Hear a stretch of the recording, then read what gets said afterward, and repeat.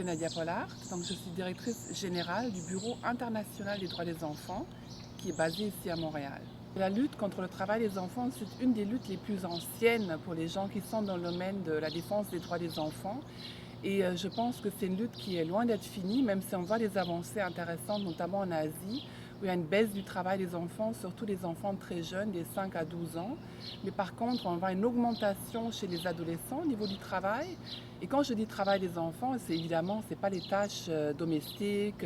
C'est normal que les enfants aident à la maison. C'est normal que les enfants travaillent dans le commerce avec leurs parents. Là où ça pose problème, c'est quand ça tombe dans l'exploitation, quand l'éducation de l'enfant est compromise, sa santé est compromise, quand le travail devient le centre de son univers, que ce ne soit plus l'éducation.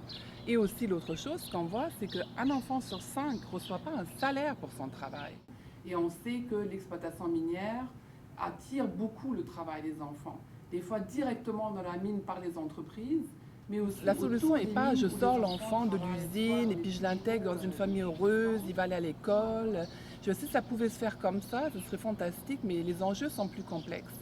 Les enfants doivent travailler parce que comme vous savez, les salaires sont très bas et puis le coût de la vie est extrêmement cher. Et c'est ça qu'on voit dans beaucoup de pays, c'est que le coût de la vie a augmenté et souvent les enfants viennent pallier aux besoins de la famille.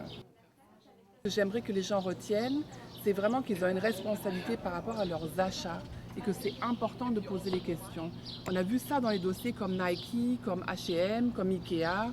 La mobilisation des consommateurs a un grand impact. Et les entreprises bougent parce qu'ils sont très soucieux de leur image. Donc j'espère que les gens individuellement, ils vont réagir par rapport à leurs responsabilités à eux quand ils achètent des produits.